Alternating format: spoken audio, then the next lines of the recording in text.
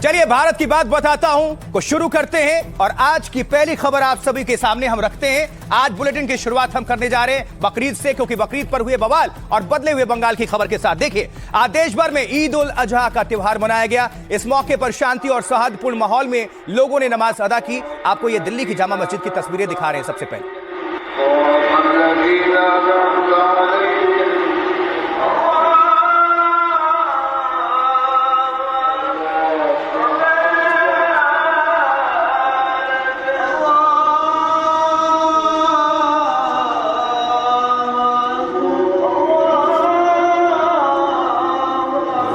हजारों लोगों ने जामा मस्जिद में ईद की नमाज पढ़ी है। ये तस्वीरें आप देख सकते हैं।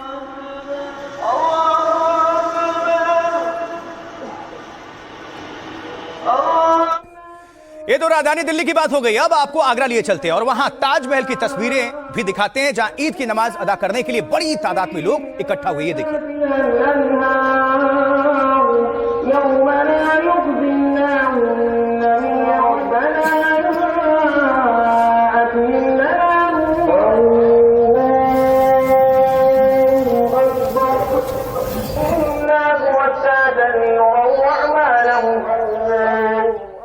वहीं भारतीय जनता पार्टी के नेता मुख्तार अब्बास नकवी और शाहनवाज हुसैन ने भी ईद की नमाज अदा की और लोगों को बधाइयां दी। गले में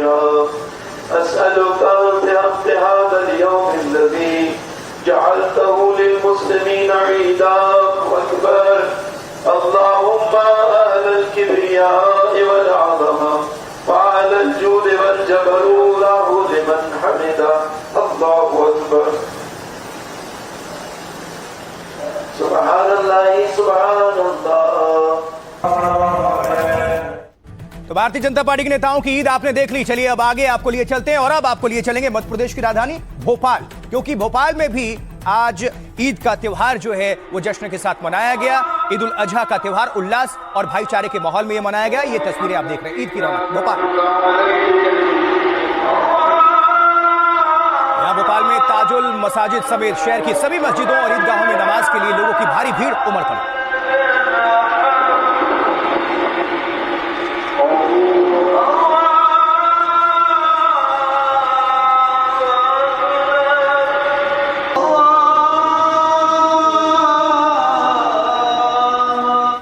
और वहीं मुंबई से सटे कल्याण में भी बकरीद के मौके पर बवाल हो गया और हिंदू संगठनों ने विरोध प्रदर्शन किया। यह विवाद कल्याण के दुर्गानी किले से जुड़ा हुआ। ये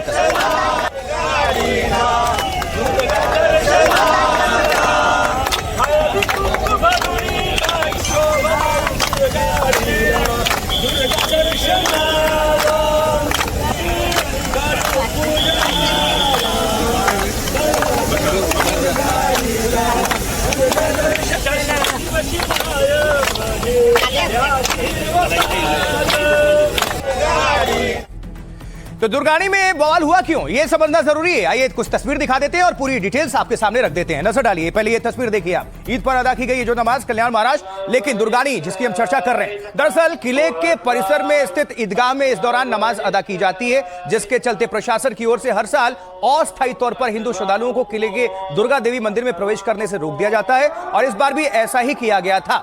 इसको लेकर हो गया बवाल।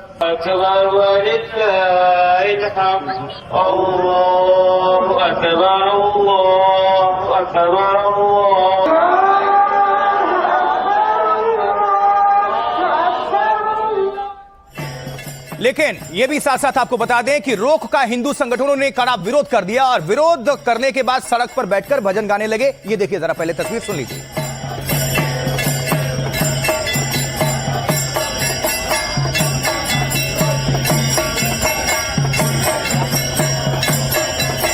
घंटानाद प्रदर्शन करके बकरीद पर भी मंदिर जाकर पूजा और दर्शन की इन श्रद्धालुओं ने मांग की।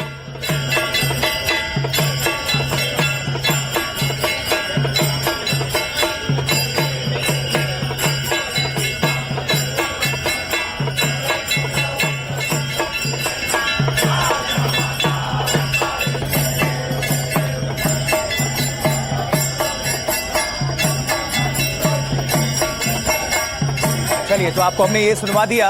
अब जरा समझिए। देखिए, हिंदू संगठनों के विरोध में शिवसेना और बीजेपी के नेता और कार्यकर्ता भी शामिल हो गए हिंदू संगठनों का साथ देने के लिए। ये सब एक साथ हो गए और उसके बाद से तस्वीर हुई, ये देखिए बैरिकेडिंग।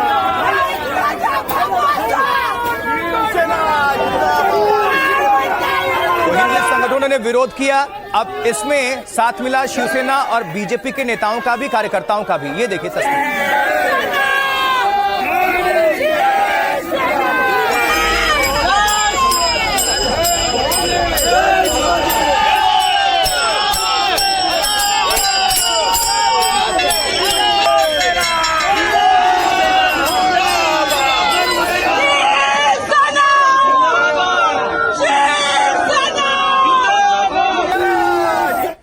तस्वीरें आपने देख ली और शोर सुन लिया, नारेबाजी सुन ली। अब देखिए कल्याण में ईद के लिए सुरक्षा इंतजाम चाक चौबंद थे और चप्पे चप्पे पर पुलिस के जवान तैनात हमें नजर आए, जो कि तस्वीरें आपको भी हम दिखा रहे हैं। कल्याण महाराष्ट्र, ये चाक चौबंद सुरक्षा व्यवस्था।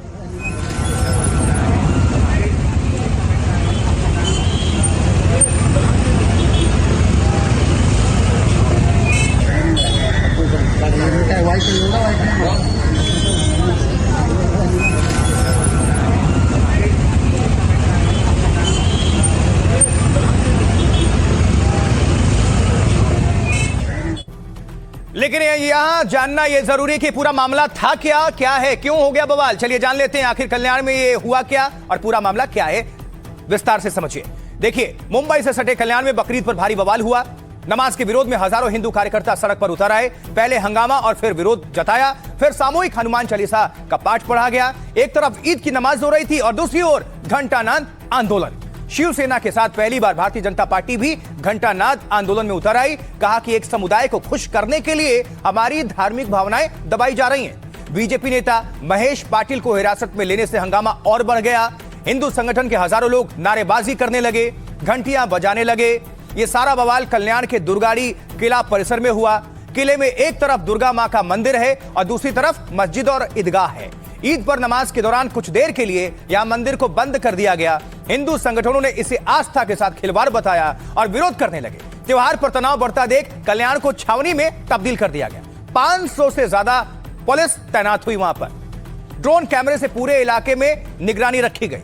प्रशासन ने कहा कि कानून व्यवस्था यानी लॉ एंड ऑर्डर बनाए रखने के लिए थोड़ी देर मंदिर बंद किया गया है और इसका आस्था से खिलवाड़ या फिर धार्मिक भावनाएं दबाने से कोई संबंध नहीं है। कल्याण में बकरीद पर घंटानाद आंदोलन की शुरुआत एकनाथ शिंदे के गुरु ने की थी। 1986 में ईद पर नमाज के वक्त मंदिर बंद किया तो आनंद दिघे ने विरोध किया कड़ा। कहा दुर्गाड़ी के किले में हिंदुओं का मंदिर है तो यहां आना हिंदुओं का हक है और यहां हिंदुओं को आने से कोई नहीं रोक सकता।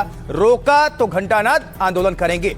तब से शिवसेना हर साल ईद में मंदिर बंद होने पर घंटानाद करती है और अब कल्याण का विवाद सियासी हो गया है। आइए जरा सुन लेते हैं क्या कह रहे हैं माननीय नेतागण। अपने अपने धर्म की जो भी प्रथा है वो प्रथा अपने मस्जिद में और मंदिर में होनी चाहिए। रोड पे नमाज पठन करना इसको हमारा विरोध है और नमाज पठन के टाइम हमको हिंदुओं को वहाँ पे दर्शन के लिए रोकना ये सबसे बड़ी गलत बात है। कुर्बानी को आज पुलिस बाजारपेट पुलिस स्टेशन में आके कुर्बानी को सर्वोदय सृष्टि में हमने पर्दे के साथ कुर्बानी कर रहे थे, इसको आगे रोका गया। ये 100% मुसलमानों का एरिया है, कोई नॉन मुस्लिम नहीं है, फिर भी इसको रुकाया गया यहाँ पर। ये बहुत बड़ा हमारे साथ नाइंसाफी, हमारे साथ जुल्म हो रहा है। दुर्भाग्य है और ये कानून का मजाक है कि कानून कुछ कह रहा है लेकिन किसी के दबाव में जो है वो कैंसिल किया जा रहा है। मैं मुख्यमंत्री जी से कहना चाहता हूं कि क्या इस देश में अल्पसंख्यक के साथ यही होगा? कौन सा गलत किया भाई? आपने जो एसओपी बनाया उसके हिसाब से परमिशन लिया, लेकिन उसके बाद भी बजरंग दल के लोग और कुछ संगठनों के लोग आकर वहां हल्ला गुल्ला करेंगे, वहां पर आके हनुमान चालीसा पढ़ेंगे वहां पर आकर के और उसको रोकने की बात करेंगे, फिर उसी के दबाव में कैंसिल हो जाएगा। मैं समझता हूं कानून का मजाक हो रहा है। इस मर्तबा बीजेपी के जो नफरती चिंटू थे, जिनका एक ही मंशा थी कि किसी भी तरह वो हिंदू मुसलमान के बीच में आपस में तनाव पैदा करे, दंगा भड़काए, वो इस तरह की उन्होंने हरकत की, इतनी बेशर्मनाक हरकत की उन्होंने कि एक सुअर को लेके चले गए मीरा रोड के अंदर। ये तो बर्दाश्त के काबिल ही नहीं है ना। चलिए बात होगी महाराष्ट्र की और सियासतदान क्या कह रहे थे उन्हीं की जुबानी आपको हमने सुनवा दिया। अब आपको लिए चलते हैं कहां? पश्चिम बंगाल। क्यों? आइए देखते हैं, क्योंकि पश्चिम बंगाल जो है अभी फिलहाल बदला बदला सा है। बदली तस्वीर और बदला अंदाज। ये देखिए जरा, नादिया पश्चिम बंगाल इस्कॉन मंदिर पहुंचे सीएम शुभेंदु अधिकारी। देखिए, ईद के दिन पिछले साल तक राज्य की मुख्यमंत्री नमाज कार्यक्रम में शामिल हुआ करती थी ममता बनर्जी, लेकिन सरकार बदली और सरकार बदलने के बाद नए मुख्यमंत्री यानी शुभेंदु अधिकारी आज कहां पहुंचे? मंदिर।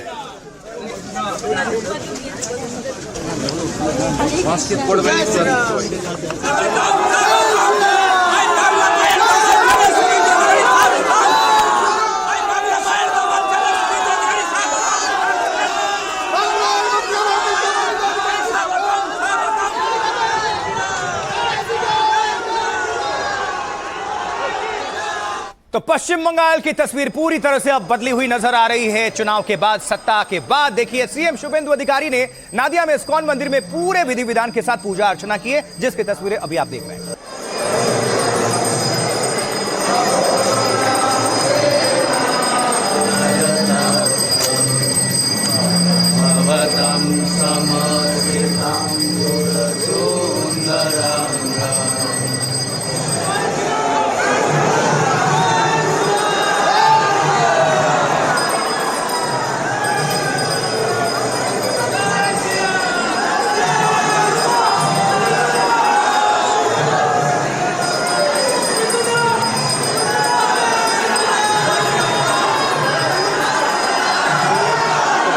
आप सुन पा रहे होंगे, जय जय सिया राम, जय श्री राम, ये नारेबाजी आप सुन रहे हैं। अब आइए अगली तस्वीर आपके सामने रख रहे हैं। ये जो तस्वीर आपको दिखा रहे हैं नादिया पश्चिम बंगाल की, अब आप इसमें देखिए कि इसमें क्या खास है। तो बता दें आपको कि इस्कॉन मंदिर में सीएम शुभेंदु अधिकारी थे और हरे राम हरे कृष्ण गुनगुनाते हुए नजर आए मुख्यमंत्री साहब। देखिए,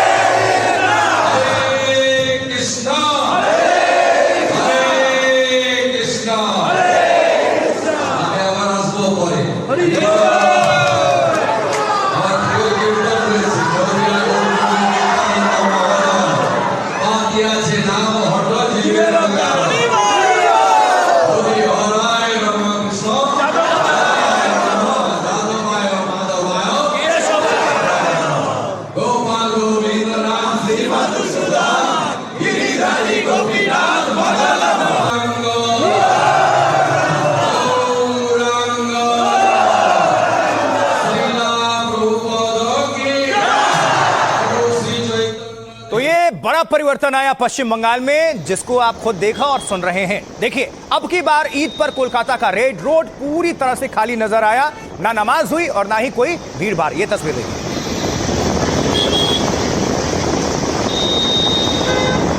ये पिछले साल तक मुमकिन नहीं था, ये नहीं दिख रहा था ये कोई भी ऐसी तस्वीर, लेकिन अभी आप देख रहे हैं क्या स्थिति है, ये खुद आप देख पा रहे हैं।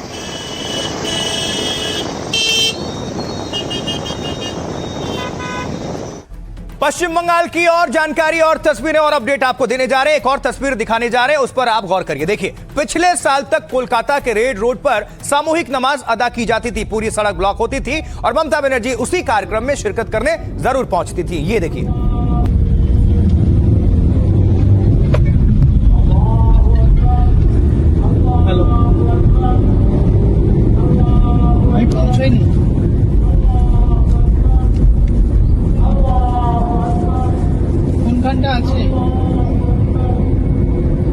कोलकाता की पिछले साल की तस्वीर है, ये रेड रोड है और वहीं पर पूरा हुजूम, सड़क ब्लॉक और वहां पर ममता बनर्जी पहुंचती थी। अब नई सरकार ने रेड रोड पर सामूहिक नमाज बंद करवा दी है, निषेध है, लेकिन सामूहिक नमाज के लिए दूसरी जगह दी गई है। इस बार ईद पर सामूहिक नमाज कार्यक्रम परेड ग्राउंड में हुआ, इसकी तस्वीरें।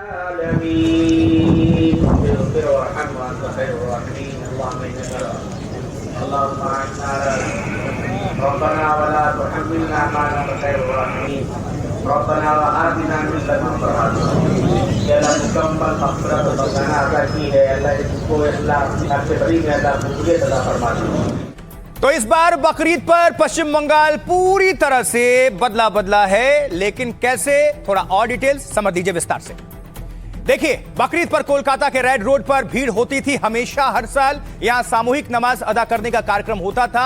बतौर मुख्यमंत्री ममता बनर्जी भी शामिल हुआ करती थी, लेकिन इस बार रेड रोड पर ईद की नमाज अदा नहीं की गई, पाबंदी थी। कोलकाता में सामूहिक नमाज की जगह बदल दी गई। पहले बंगाल में ईद पर ज्यादातर सड़कों पर ही नमाज होती थी। उस दौरान जब तक ईद की नमाज होती थी, सड़क ब्लॉक रहते थे, ट्रैफिक बंद रहता था। लेकिन इस बार कई सड़कों पर नमाज अदा नहीं की गई। नमाज खुले मैदानों और मस्जिदों में शिफ्ट कर दी गई। ममता सरकार में ईद पर 2 दिनों की छुट्टी हुआ करती थी पश्चिम बंगाल में, और शुभेंदु सरकार ने ईद की छुट्टी घटाकर 1 दिन का कर दिया है। इस बार पशुवध के नियम को सख्ती से लागू करवाया गया। मवेशी की कुर्बानी के लिए फिटनेस सर्टिफिकेट अनिवार्य कर दिया गया, और इसके साथ ही खुले में किसी भी पशुवध पर पाबंदी लगा दी गई, रोक लगा दी गई। मामला हाईकोर्ट तक भी पहुंचा था, जिसे कोर्ट ने सही माना, और इस वजह से बंगाल में गाय की कुर्बानी से लोगों ने दूरी बना ली। पहले पश्चिम बंगाल में बकरीद पर प्रशासन की इतनी सख्ती नहीं होती थी, लेकिन इस बार प्रशासन को क्राइम कंट्रोल के लिए फ्री हैंड दिया गया। बकरीद के मौके पर भी पुलिस प्रशासन की सख्त चौकसी पूरे पश्चिम बंगाल में नजर आई, जिसका असर, जिसका इंपैक्ट आपके सामने। अब आइए सुनते हैं बदले हुए बंगाल पर क्या है आम लोगों और नेताओं की प्रतिक्रिया। सुनिए उन्हीं की जुबान। गीता पाठ भी होता है, इसी मैदान में शपथ ग्रहण में लिया गया था। इससे बेहतर कोई जगह नहीं है। ममता बनर्जी सिर्फ ड्रामा नौटंकी करती थी, लेके रेड रोड के ऊपर में चमचालों को लेके। यहाँ पे हम लोग को आसानी ये हुआ कि इस ट्रैफिक स्नेरल के लिए कोई प्रॉब्लम नहीं हुआ, गाड़ी पार्किंग का भी कोई मसला ना हुआ, और ये हम शुक्रगुजार हैं आपका भी, ये नई सरकार का, किसने अच्छा इंतज़ाम किया। इस हिसाब से हम लोगों ने जब ऑल्टरनेटिव सजेशन मिला है तो हम लोगों ने यहाँ पर ब्रिगेड को एक्सेप्ट किया। एक्सेप्ट करके ब्रिगेड में हम लोगों ने ठीक ठाक लगता है आपको? किसी को कोई डिस्टर्बेंस नहीं है, आराम से लोग पढ़े नमाज, पार्किंग है जो है आराम से, किसी को कोई तकलीफ नहीं है, ट्रैफिक आ रहा जा रहा जो है। रोड छोड़ के जो ग्राउंड में फाइनल किया, तो इससे बहुत अच्छा बात है, किसी को तकलीफ नहीं हुआ। यहाँ पर बहुत अच्छे से नमाज हुआ, बहुत अच्छा लगा। पहले बार नमाज, और वो भी अच्छा हुआ। ये हुआ ठीक ही हुआ। रोड ब्लॉक करके नमाज नहीं हो रहा है। कोई भी धर्मीय चीज़ रोड ब्लॉक करके नहीं होना चाहिए, कि रोड पब्लिक के लिए होना चाहिए। और इधर हो रहा है, खुले मैदान में हो रहा है। बारिश के टाइम क्या होता है ये देखना चाहते हैं। अशांति तो ये चापलूस लोग जो है धर्म का नाम पर चाटुकारिता करते हैं, इन लोगों का कारण अशांति होता है। आप देखिए मुसलमान जो भाई सारे शांति से उनका अपना ईद मनाए, क्या आपत्ति है? हम लोगों को तो कोई आपत्ति नहीं, किसी का धर्म में बाधा डालने का काम हम लोग कभी नहीं किया। लेकिन ये लोग क्या है, भड़काते हैं। इतना बढ़िया मैदान है कलकत्ता में, बढ़िया मैदान में वो लोग आराम से कितना बढ़िया नमाज पढ़े हैं। रास्ते में क्या बड़े कोई थूकते हैं, रास्ते में पैदल चलते हैं हम लोग जूता पहन के। मैदान एकदम खाली है, मैदान में घुसते हम लोग क्या जूता खोल देता है, इतना बढ़िया माहौल है। नेताओं की प्रतिक्रिया आपके सामने हमने रख दी। एक तरफ मुख्यमंत्री शुभेंदु अधिकारी मंदिर गए, इस्कॉन पूजा अर्चना की, और दूसरी तरफ पश्चिम बंगाल के मुख्यमंत्री शुभेंदु अधिकारी गाय की भी पूजा करते हुए नजर आए। ये देखिए मंत्रोच्चार के बीच ये नादिया। ओम नारायणं नमस्कृत्य सनक्षत्रे वैवस्वतो यमः गोमये संस्थिता सदा नासिकायां च श्रीदेवी ज्येष्ठा वसति भामिनी शब्दे च प्रजापतिः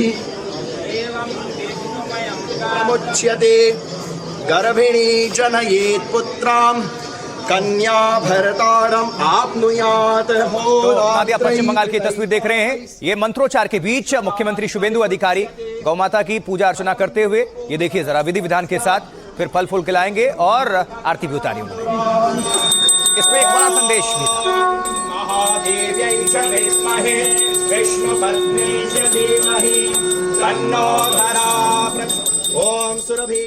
तो मुख्यमंत्री शुभेंदु अधिकारी गाय की पूजा के साथ उनकी सेवा भी करते नजर आए, उन्हें घास खिलाया और एक बछड़े से दुलार प्यार भी दिखाया। ये तस्वीर देखिए,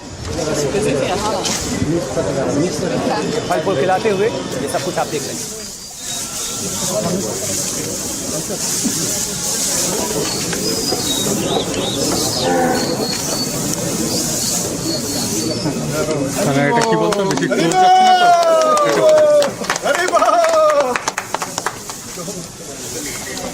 कहते हैं कि हर एक तस्वीर में एक संदेश छुपा होता है, इसमें भी एक संदेश है, गौ माता और बछड़े को प्यार करने।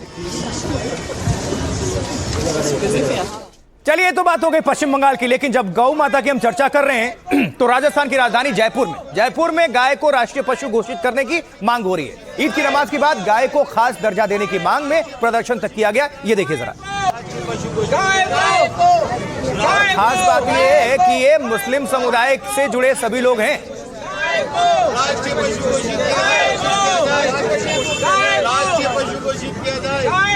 राजस्थान हज वेलफेयर सोसाइटी गाय को राष्ट्रीय पशु घोषित करें, ये मांग हो रही है। गोकशी करने वालों को दिलाए फांसी की सजा, इसमें नाम भी लिखा हुआ है।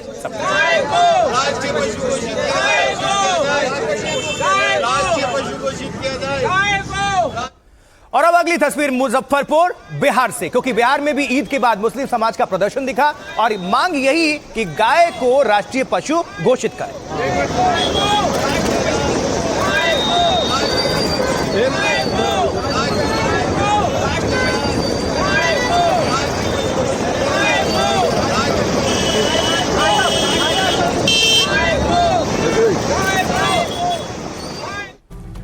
अब जरा विस्तार से समझिए कि बकरीद पर जो नमाज हुई और गाय के लिए इस दौरान खास मांग हुई, कैसे, अब जरा समझ लीजिए।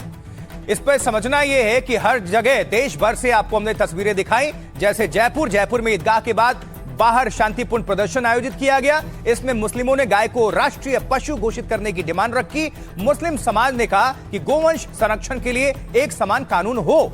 जैसलमेर में मुस्लिम समाज ने हस्ताक्षर अभियान चलाया और गाय को राष्ट्रीय पशु घोषित करने की वहां पर भी मांग की गई। हस्ताक्षरों को राष्ट्रपति और प्रधानमंत्री को भेजा जाएगा। जबकि इधर हरियाणा फरीदाबाद ईद की नमाज के बाद अनूठी तस्वीर देखने को मिली। मुस्लिम समुदाय के लोगों ने गोवंश के लिए आवाज बुलंद की। उन्होंने केंद्र से गाय को राष्ट्रीय पशु घोषित करने की मांग की और साथ ही पूरे देश से बूचड़ खानों को बंद करने की भी मांग की। आगरा में नमाज खत्म होने के बाद कुछ लोग पोस्टर लेकर पहुंचे। उन्होंने गाय माता को राष्ट्रीय पशु घोषित करने की मांग उठाई और कहा कि गो तस्करों के खिलाफ भी सख्त कानून होना चाहिए। जबकि उत्तराखंड देहरादून में नमाज के बाद गाय को राष्ट्रीय पशु घोषित करने की मांग उठी। बड़ी संख्या में मुसलमानों ने हाथों में तख्तियां लेकर मांग उठाई है। यह पूरी खबर। तो गाय को राष्ट्रीय पशु घोषित करने की मांग पर क्या कह रहे हैं मुस्लिम धर्मगुरु और बाबा बागेश्वर, सुनिए। गाय के ऊपर जो एक कानून बने बाकायदा और वो एक राष्ट्र माता के तौर पर उसको दर्जा दिया जाए, ताकि वो जो लोग इसका मिसयूज कर रहे हैं वो उससे बाज आए। और अगर कोई मिसयूज करता है तो सरकार उनको सजा दे और सरकार उन पे कार्रवाई करे। आम पब्लिक जो जुल्म करती है कि किसी को पकड़ के मारती है, वो ना हो, बल्कि सरकार उसके लिए एक्टिव हो। देश के मुसलमान भी गाय माता को राष्ट्र माता बनाने पर समर्थन दे रहे हैं। देखो, हम लोग गाय पालने वाले, कुछ लोग गाय को खाने वाले, हम लोग गाय को रोटी खिलाते, कुछ ऐसे लोग हैं जो गाय की, लेकिन अब वो भी गौ माता को राष्ट्र माता बनाने पर समर्थन कर रहे हैं। देश बदल रहा है। वेद लक्षणा गाय को गौ माता का दर्जा दिया जाना चाहिए। अब तो गौ माता के नाम पर जो लोग वोट लेकर के सरकार में आए, प्रभु श्री राम के नाम पर चंदा चोरी करके जो सरकार में आए, गौ मैया को बचाने के लिए जो है आंदोलन चलाकर, झूठा आंदोलन चलाकर जो लोग सरकार में आए, उन्हीं लोगों की सरकार में गायें काटी जा रही। हमारी मांग रही कि गौवध पे प्रतिबंध होना चाहिए और इसको लेकर मैं आगे चलता रहा हूँ। मैं मानता हूँ कि जो हिंदू समाज है, बहुसंख्यक समाज है, वो गाय को माता मानता है और गौ माता कहता है। उसको संरक्षित करना सबकी जिम्मेदारी है और अच्छी बात है कि मुस्लिम समाज भी अब आगे आया है। और यहां यह भी समझना जरूरी है कि हर राज्य ने अपने तरीके से खास तैयारी की थी। आज बकरीद के मौके को लेकर, संवेदनशील पूरे मामले को लेकर किस तरह से, अब देखिए, जैसे उत्तर प्रदेश की बात कर ले, क्योंकि ईद की सभी राज्यों में खास तैयारी, खासकर ये हम उत्तर प्रदेश की बात कर रहे हैं। वाराणसी उत्तर प्रदेश की तस्वीर अभी आप देख रहे हैं। देखिए, सरकार ने पहले ही कह दिया था कि सड़क पर नमाज नहीं होगी। ईद के दौरान सुरक्षा इंतजाम चाक चौबंद रहे हैं। आज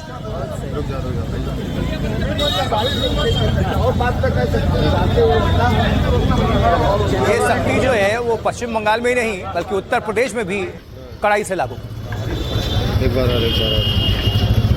पुलिस वाले भी यहाँ पर बधाई देते हुए सबको और सेल्फी भी खींचते हुए, ये भी एक अच्छी तस्वीर।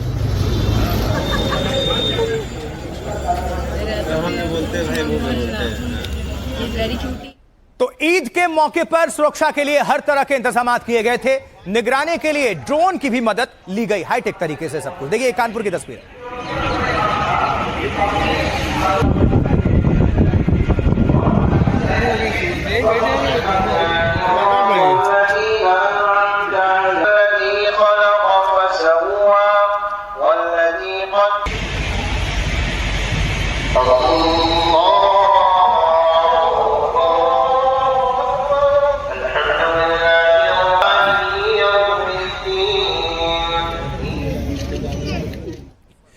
तो पूरे प्रदेश में, पूरे उत्तर प्रदेश में सुरक्षा के कड़े इंतजाम किए गए थे। अब ये जो तस्वीर देख रहे हैं आप, ये देखिए जरा फिरोजाबाद, वहां पीछे अनूप चौधरी भी नजर आ रहे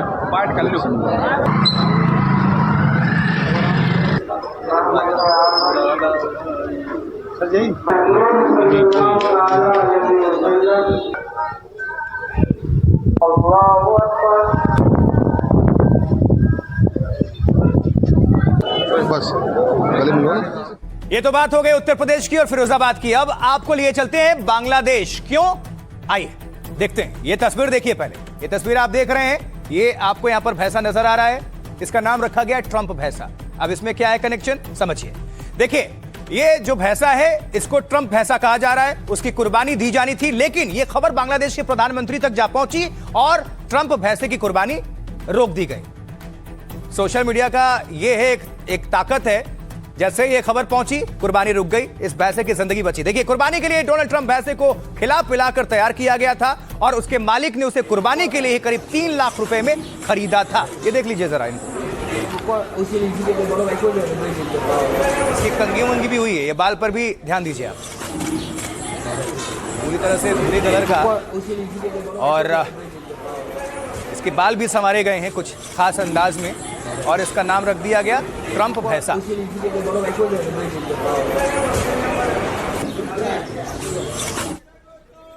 तो बांग्लादेश की सरकार ने ट्रंप भैंसे की कुर्बानी रोकने का फरमान जारी किया और उसे चिड़ियाघर भेज दिया गया है और अब पूरी ठसक के साथ ट्रंप भैंसा चिड़ियाघर में रहेगा। ये देखिए कुर्बानी रुक गई है, जिंदगी बच गई है।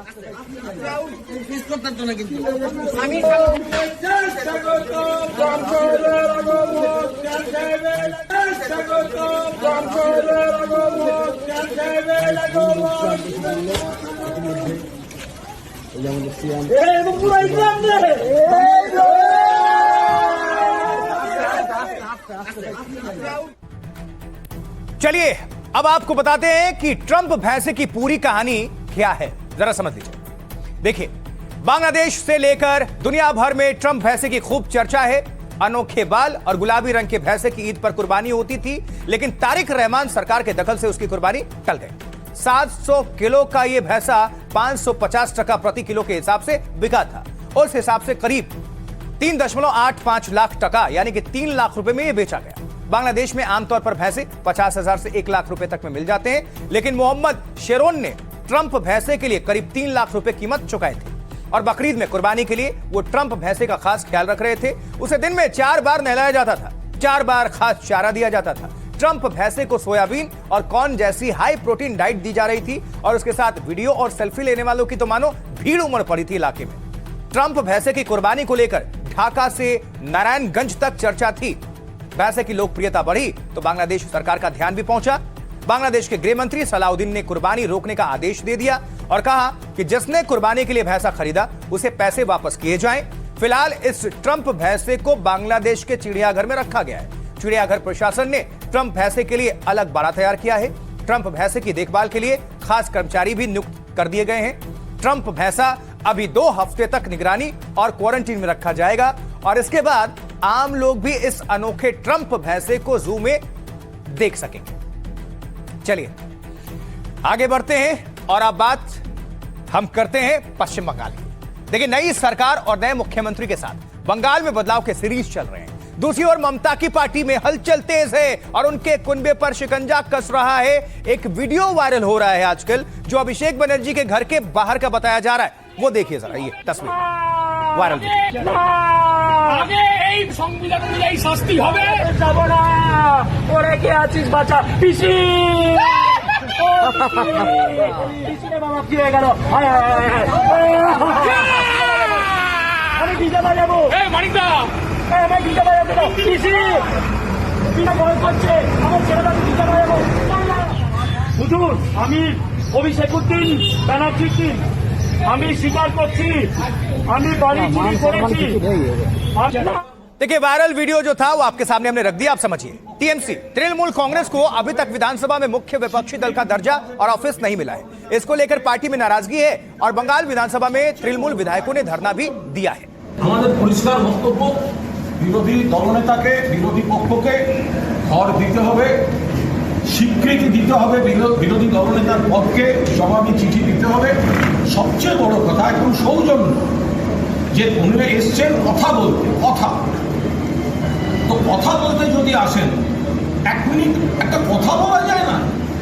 কি বলতেন আমাদের বিরোধী দলনেতা? আপনি যা চাইলেন প্রথমে আমি চিঠি দিলাম, সেটা মান্যতা দিতেন না, এরপরে আমরা আবার চিঠি দিলাম যা চাইলেন। আমাদের পরিষ্কার বক্তব্য, বিরোধী দলনেতাকে, বিরোধী পক্ষকে ঘর দিতে হবে। और इसी बीच आपको बता दें, अभिषेक बनर्जी और ममता बनर्जी के खिलाफ पुलिस में शिकायत भी हुई है। देखिए, अभिषेक बनर्जी के खिलाफ नई शिकायत दर्ज कराई गई है। नई शिकायत कोलकाता के भवानीपुर थाने में दी गई है और अभिषेक बनर्जी पर सामाजिक सौहार्द बिगाड़ने का आरोप लगा है। 2 मई को अभिषेक बनर्जी के सोशल मीडिया पर एक पोस्ट किया गया था। आरोप है कि उस पोस्ट में कुछ ऐसी टिप्पणियां की गई थी जिनसे देश के सामाजिक सौहार्द को नुकसान पहुंच सकता है। अभिषेक बनर्जी के पोस्ट में गुजराती समुदाय के खिलाफ टिप्पणी की गई थी। गुजराती समुदाय को एक गैंग कहकर संबोधित किया गया था। पोस्ट में संवैधानिक व्यवस्था को चुनौती देने जैसी बातें भी शामिल थीं। अभिषेक से पहले ममता के खिलाफ भी पुलिस में शिकायत दी गई। ममता के खिलाफ सिलीगुड़ी के साइबर सेल में शिकायत दर्ज कराई गई। शिकायतकर्ता के मुताबिक ममता बनर्जी ने 2 बार विवादित बयान दिया। आरोप है कि ममता के वो बयान असंवैधानिक और भड़काऊ प्रकृति के थे। शिकायत के मुताबिक उन बयानों ने हिंदुओं की भावनाओं को ठेस पहुंचाया। पिछले साल ईद के वक्त उन्होंने हिंदू धर्म को गंदा बताया था। ममता बनर्जी का दूसरा बयान चुनाव से पहले कोलकाता में प्रदर्शन का है और जब कहा था कि खास समुदाय दूसरे को 5 मिनट में खत्म कर सकता है, इसको लेकर वो घिर गए। बुआ भतीजे। अब सुनिए जरा नेता क्या कह रहे हैं इस पूरे प्रकरण को लेकर, सुनिए। हर एक नेता टीएमसी का, उनके पास कितने प्रॉपर्टी है किसी को नहीं मालूम, उसका भी खोज चल रहा है और उसकी कानूनी कार्रवाई हो रही है। भारतीय जनता पार्टी अपनी लड़ाई लड़ेगी, विपक्ष अपनी लड़ाई लड़ेगा। विपक्ष को पूरी तरफ तैयार रहना है कि कभी भी ईडी और सीबीआई की रेड हो सकती है और अगर ऐसे में पूर्व मुख्यमंत्री पर शिकंजा कस रहा है तो ये कोई अविश्वसनीय नहीं है, तो विश्वास करने वाली बात है। ये तो हम लोग को पता है। आपको तो मालूम है कि बदले की भावना सबसे ज्यादा ये बीजेपी करती है। बहरहाल ममता बनर्जी को हम सब लोग जानते हैं कि वो टूट सकती हैं लेकिन झुक नहीं सकती। She is iron lady. ये कितनी कोशिश कर लें, उन जैसा नेता उस एरिया में आज तक कोई पैदा ही नहीं हुआ है।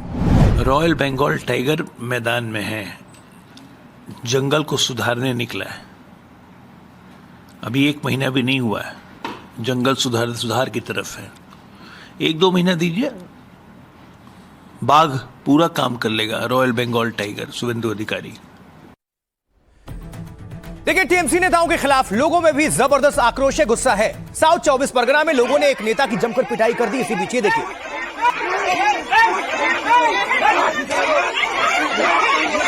महिलाएं भी थी इसमें शामिल पीटने में।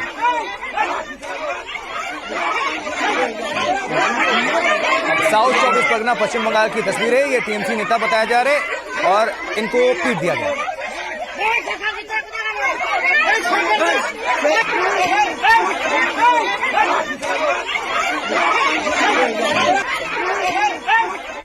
और इसी बीच आपको बता दें, पश्चिम बंगाल में माफिया और डॉन पर पुलिस प्रशासन का शिकंजा कसता जा रहा है। ये बैरकपुर में एक माफिया को कच्चे बनियान में परेड करवा दिया गया। ये तस्वीर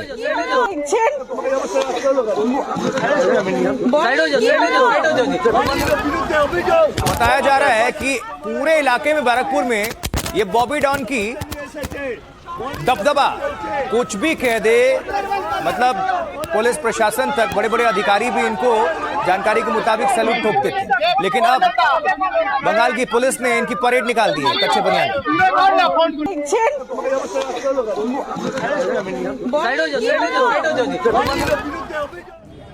देखिए, उत्तरी 24 परगना में अजीत और सुजीत नाम के टीएमसी के 2 नेता गिरफ्तार किए गए। उनके ऊपर कई मामले दर्ज हैं। ये देखिए तस्वीर।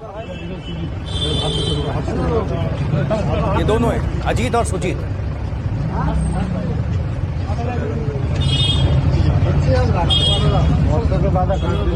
अब मामला क्या है ये समझिए। दोनों के पास से शराब और हथियार की बरामदगी की गई है, जिसकी तस्वीरें आप ये देख रहे हैं स्क्रीन पर। भारी मात्रा में कैश है, अवैध हथियार है, जखीरा है।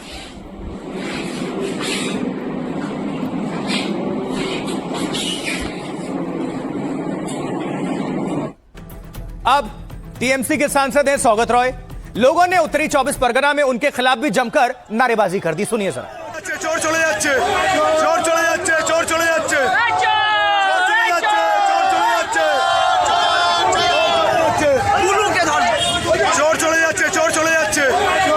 चोर चले जाच्छे, चोर चले जाच्छे,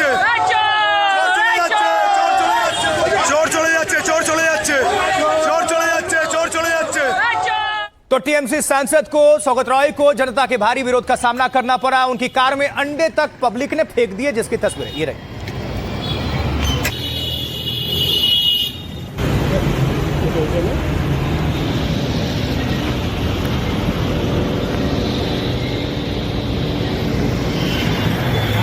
রাজনীতি করছি, আমার আত্মচিন্তা করার দরকার নেই।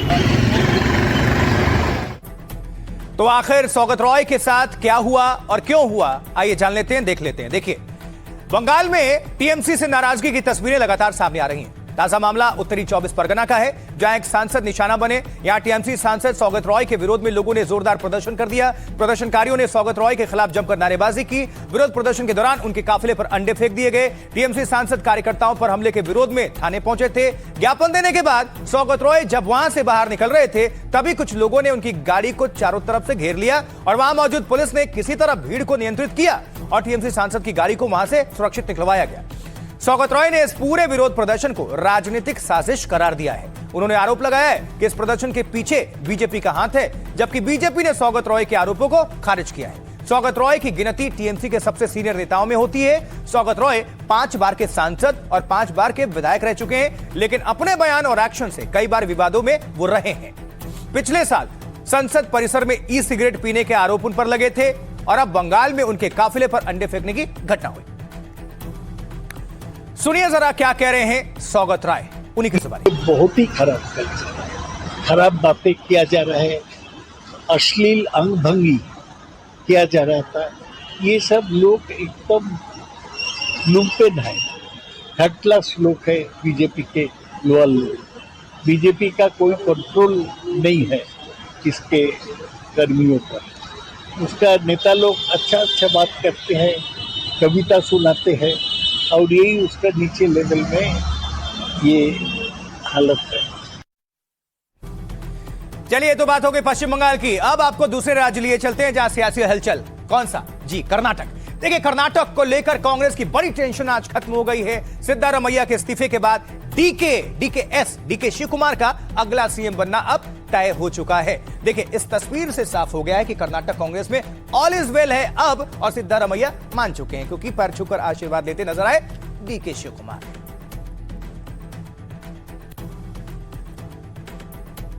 अब इसके बाद सिद्धारमैया और डीके के हाथ मिलाते और गले मिलती तस्वीरें सामने आई। इसने साफ किया कि डीके कर्नाटक के अगले सीएम बनने जा रहे हैं। ये देखिए, हालांकि गले तो मिल गए हैं, दिल कितना मिला है, राजनीतिक तौर पर मिला है या अंदरूनी तौर पर मिल चुका है, ये तो यही जाने। और इसके कुछ ही देर के बाद सीएम सिद्धारमैया लोक भवन के लिए रवाना हो गए, जिसकी तस्वीरें ये रही।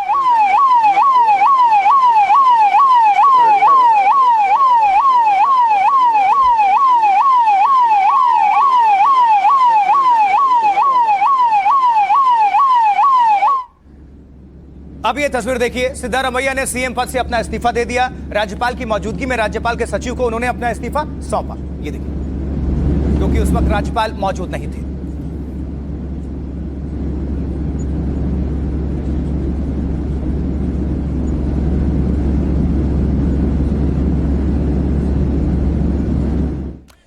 लेकिन सिद्धारमैया के समर्थकों ने फैसले का विरोध कर दिया और सीएम की कार के आगे ही एक समर्थक तो लेट ही गया। ये देखिए, ये देखिए,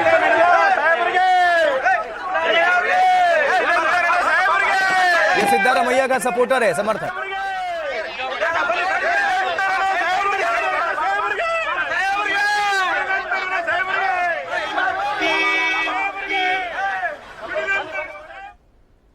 नेता और सपोर्टर्स के बीच ऐसे राजनीति में कई तस्वीरें आती रहती हैं। ये कर्नाटक से तस्वीर, तो कर्नाटक में कई जगहों पर कांग्रेस के इस फैसले का विरोध हुआ और सिद्धारमैया के समर्थकों ने प्रदर्शन किया। राहुल के फैसले पर नाराजगी प्रकट की गई। ये तस्वीरें इसी से जुड़ी हुई।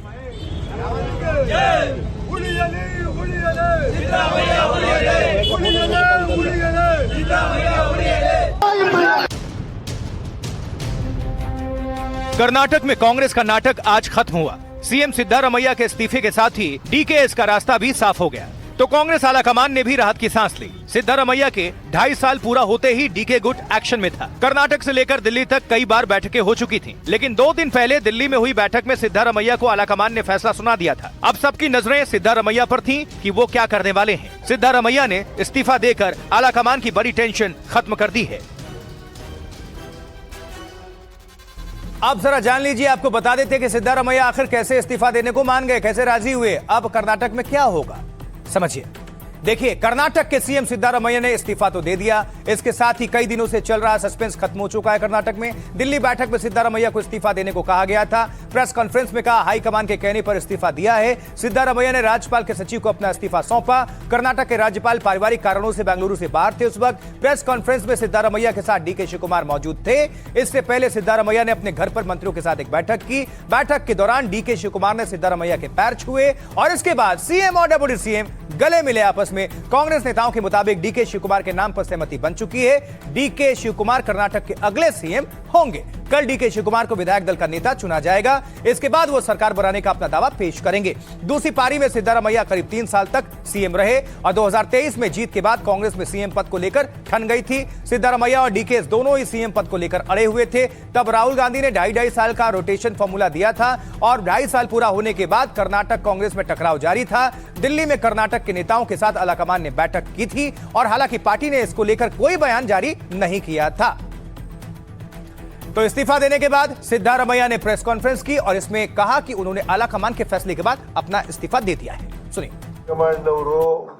मैंने पहले ही कहा था कि हाईकमान जब कहेगा मैं इस्तीफा दे दूंगा। कल हाईकमान ने कहा और आज मैंने इस्तीफा दे दिया। हमारे पास पूर्ण बहुमत है। इसके बाद अगले सीएम को मौका दिया जाना चाहिए। संविधान हमारा धर्म है और जनता भगवान है। तो होने वाले सीएम डीके शिवकुमार के पोस्टर कई जगहों पर लगा दिए गए हैं, जिसकी तस्वीरें ये रही। ये देखिए।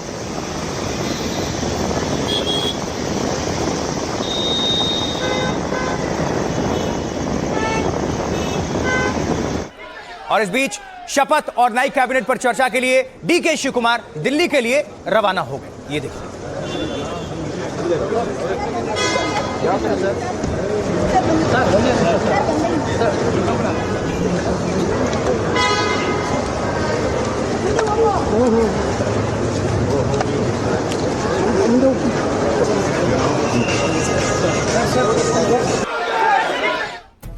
अब जरा बैकग्राउंड में लिए चलेंगे, क्योंकि आपको यह जानना जरूरी है कि कौन है डीके शिवकुमार और क्यों उन्हें कांग्रेस का संकट मोचक भी माना जाता रहा है। समझिए जरा, यह इंपॉर्टेंट है, क्योंकि डीके शिवकुमार का कर्नाटक का सीएम बनना तो तय हो चुका है। वो कांग्रेस के बड़े संकट मोचक माने जाते हैं। कर्नाटक के सबसे अमीर नेताओं में वो शामिल हैं, उनका नाम शुमार है। उनकी कुल संपत्ति 1400 करोड़ रुपए से ज्यादा है। चुनावी हलफनामे के मुताबिक 500 करोड़ रुपए का कर्ज भी है। 84 करोड़ रुपए से ज्यादा कीमत के घर और फ्लैट्स हैं। दिल्ली और बेंगलुरु में ये घर और फ्लैट हैं। उनके नाम पर 900 करोड़ रुपए की ग्लोबल मॉल है। 4 करोड़ के शेयर हैं। 9 करोड़ की एफडी है और करोड़ों का सोना है। डीके सोनिया गांधी के बेहद भरोसेमंद माने जाते हैं। रिसोर्ट पॉलिटिक्स और माइक्रो मैनेजमेंट के उस्ताद माने जाते हैं। 2017 राज्यसभा चुनाव में अहमद पटेल की जीत में इन्होंने भूमिका निभाई थी। कांग्रेस के 44 विधायकों के साथ रिसोर्ट में वो डटे रहे थे। 2019 में कांग्रेस जेडीएस की सरकार को गिरने से इन्होंने बचाया। महाराष्ट्र से झारखंड तक डीकेएस ने पार्टी की मदद की। हिमाचल में सुक्खू सरकार को गिरने से बचाने में भी इनकी भूमिका रही है। ईडी ने जब गिरफ्तार किया था तब सोनिया तिहाड़ में जाकर मिली थी सोनिया गांधी। 1999 में एसएम कृष्णा को डीके शिवकुमार ने आधी रात को जगाया था। मंत्रियों की सूची में अपना नाम ना देखकर तुरंत फोन घनघना दिया था। तो देखिए, कर्नाटक में सत्ता परिवर्तन पर सियासी बयानबाजी कैसे हो रही है, अब इसको जरा सुन लेते हैं। सुनिए। पूरा उम्मीद है कि कितनी डिसेंसी और कितनी सोब्राइटी से अगर ये चेंज होगा और DK शिव कुमार जी राज को और आगे बढ़ावा देंगे और सिद्धरामैया जी भी हमारे साथ ही रहेंगे। आगे बढ़कर दूसरे जिम्मेदारी उनको दिया जाएगा, मुझे पूरा भरोसा है। तो कांग्रेस का मामला है, वैसे भी सरकार कांग्रेस की हर जगह अस्थिर हो चुकी है, नेतृत्व का अभाव है और आने वाले दिनों में शायद देश में कांग्रेस की उपस्थिति रहे ना रहे ये कहना बड़ा कठिन है। उनको कई साल तक मुख्यमंत्री बनाया है, लेकिन और भी कुछ वहाँ के सीनियर कांग्रेस नेताओं की मांग थी और इसीलिए शिव कुमार जी के नाम की भी चर्चा है। तो मल्लिकार्जुन खड़गे जी और राहुल गांधी जी के संबंध में निर्णय अलग है। ये कर्नाटक चलते रहेगा, जब तक ये कांग्रेस रहेगी नाटक चलते रहेगा। कांग्रेस मुक्त कर्नाटक होगा तभी कर्नाटक पे विराम लगेगा। लेकिन पार्टी के लिए, कांग्रेस के लिए कर्नाटक तो फिलहाल यहां से खत्म हुआ। आगे बढ़ते हैं, अगली खबर की बात करते हैं क्योंकि यह खबर बेहद ही चौंका देने वाली है। देखिए, चलती कार में 4 लोगों की मौत हो गई। बाद में पता चला कि कार जली नहीं, प्लानिंग के साथ जला दी गई। अजमेर में, राजस्थान के अजमेर में कुछ इस तरह धू कर कार ये जल गई। पहले देखते जाइए और कुछ ही मिनटों में पूरी तरह कार जलकर राख। 4 लोगों की इसमें मौत हो गई।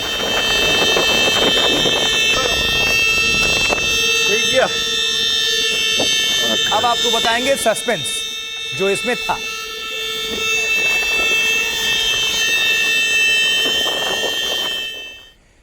देखिए, आग को बुझाने की कोशिश की गई, लेकिन तब तक आग ने पूरी कार को अपनी आगोश में ले लिया था और बाद में क्रेन से कार को लेकर जाया गया। ये देखिए,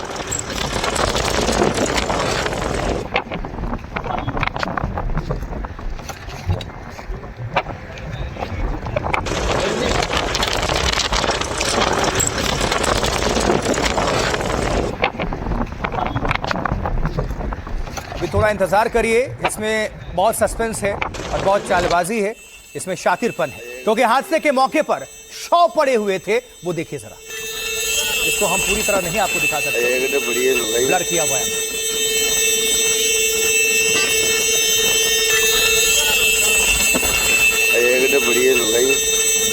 पुलिस जो खुलासा कर रही है वो आपको चौंका दी।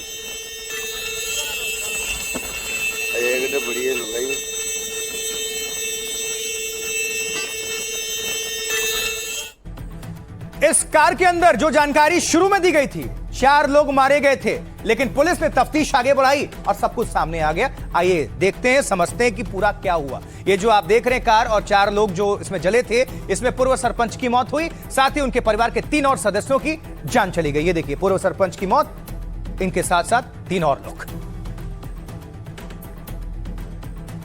इसके बाद आनन फानन में जैसे पुलिस को जानकारी मिलती है, पुलिस वहां पहुंचती है मौके पर। घर से लेकर स्पॉट तक की जांच होती है। शुरुआती जांच में साजिश का शक आता है।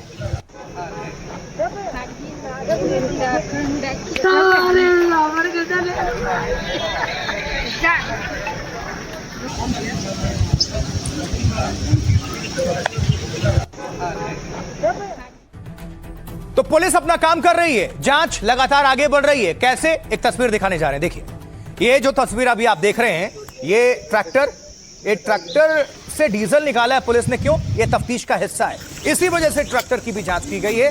ये ट्रैक्टर से डीजल निकाला है पुलिस ने। ये देखते जाइए, अजमेर राजस्थान की, और जिस तरह से पूरी खबर आपके सामने रखेंगे उससे आप हिल जाएंगे। जो खुलासा हुआ है शुरुआत तफ्तीश में जो पुलिस की तरफ से,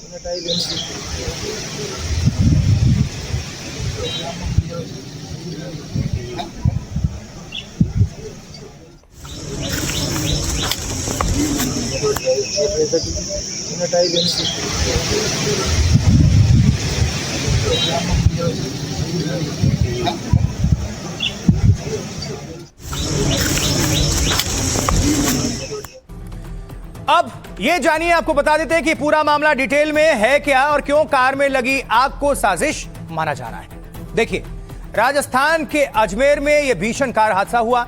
चलती कार में आग लगने से 4 लोगों की मौत की खबर पहुंची। पूर्व सरपंच अपनी मां को अस्पताल लेकर जा रहे थे, तभी अचानक चलती कार में आग लग गई। देखते ही देखते पूरी गाड़ी आग का गोला बन गई। 3 लोगों की और मौके पर मौत हो गई, एक ने अस्पताल में दम तोड़ दिया। लेकिन कार में आग लगने के पीछे का सच कुछ और ही निकला। दावा है कि कार में आग लगी नहीं, आग लगाई गई। पुलिस के मुताबिक 4 लोगों की पहले घर में हत्या की गई, बाद में शवों को गाड़ी में लादा गया, गाड़ी में रखकर शव को आग लगाई गई।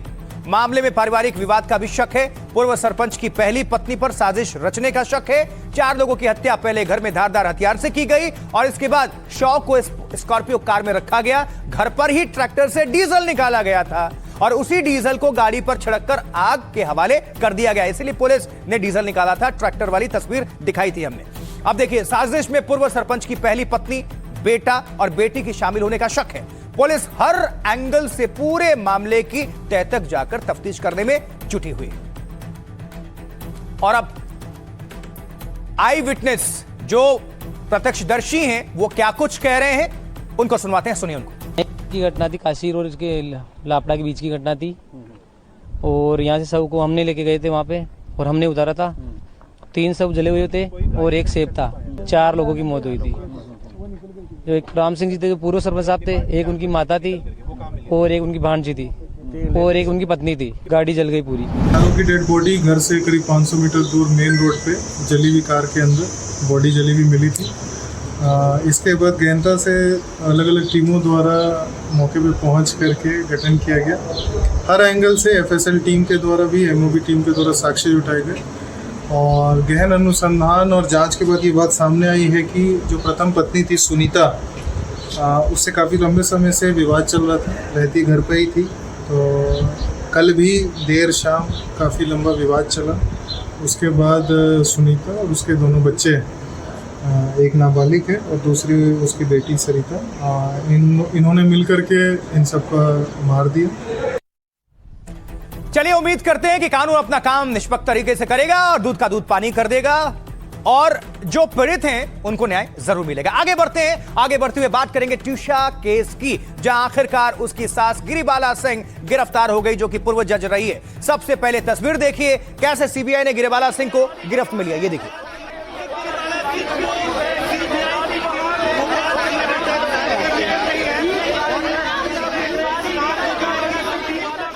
हालांकि ट्यूशा शर्मा की सास और पूर्व जज गिरिबाला सिंह को जरा भी अंदाजा नहीं था कि ऐसा कुछ हो सकता है। वो सुबह कुत्तों को खाना खिलाती आराम से नजर आई। ये देखिए। पूछे क्या मैडम दर्द हुई?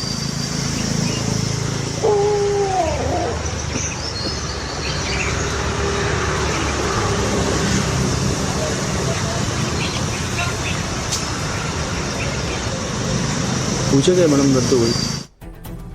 अब चलिए डिटेल में आपको बता देते हैं कि सीबीआई ने गिरिबाला सिंह के खिलाफ क्या कुछ एक्शन लिया है। देखिए, सीबीआई ने ट्यूशा शर्मा की सास गिरिबाला सिंह को गिरफ्त में ले लिया है। सीबीआई अधिकारियों ने लगभग 7 घंटे तक गिरिबाला सिंह से पूछताछ की और इसी दरमियान गिरिबाला सिंह के घर पर 3D कैमरे लगाकर रिकॉर्डिंग भी की गई। पुलिस ने 360 डिग्री से वीडियो रिकॉर्डिंग करके यह पता लगाने की कोशिश की कि घटनास्थल किसी पड़ोसी मकान की छत या फिर बालकनी से तो नहीं दिखता। एमपी हाईकोर्ट ने पहले ही गिरिबाला सिंह की जमानत याचिका खारिज कर दी थी। बुधवार देर रात हाईकोर्ट ने 17 पन्नों का आदेश जारी किया था। कोर्ट ने कहा, मामले की गंभीरता, सबूत और जांच की स्थिति को देखते हुए इस वक्त ट्यूशा शर्मा केस में आरोपी पक्ष को राहत देना उचित नहीं है। गिरिबाला पर ट्यूशा के खिलाफ दहेज प्रताड़ना का आरोप लगा है। यह भी आरोप है कि मौत के बाद सबूतों से छेड़छाड़ किया गया। उन पर ट्यूशा पर गर्भपात के लिए दबाव बनाने का भी आरोप है। इन्हीं सब आरोपों में ट्यूशा का पति समर्थ भी गिरफ्तार है। 29 मई तक ट्यूशा का आरोपी पति समर्थ सीबीआई कस्टडी में है। दोनों से पूछताछ के बाद ट्यूशा शर्मा मौत मामले में कई खुलासे हो सकते हैं। और इस मामले पर ट्यूशा के पिता ने क्या कुछ कहा है, उनको सुनवाते हैं। सुनिए जरा उनको। पूरी टीम का एनडीटीवी की बहुत बहुत धन्यवाद, कोटि कोटि धन्यवाद पूरी एनडीटीवी टीम के लिए कि जिन्होंने हमारे संघर्ष में साथ दिया हमारा, और हम आज इस मुकाम पे पहुंचे हैं। कल बेल कैंसिल हुई है, एंटिसिपेटरी बेल कैंसिल हुई है, लैंडमार्क डिसीजन है। बेटी का जैसा नाम था ट्यूशा, तिमिर को भगाने वाली उषा की पहली किरण, तो मुझे लगता है कि जहाँ जहाँ अंधकार है सारे सिस्टम में, वहाँ वो अंधकार दूर होकर के रहेगा। ये पहला कदम है। लड़ाई बहुत लंबी है और हम ऐसी आशा करते हैं कि हमें यह सहयोग भविष्य में भी प्राप्त होता रहेगा। चलिए इस खबर के साथ ही भारत की बात बताता हूं मैं आज के लिए इतना ही। मुझे आशुतोष चतुर्वेदी को दीजिए आप इजाजत, लेकिन आप जुड़े रहिए, देखते रहिए एनडीटीवी इंडिया। उम्मीद करते हैं कि आज का एपिसोड आपको पसंद आया होगा। आप सभी दर्शकों को बहुत नमस्कार, आभार।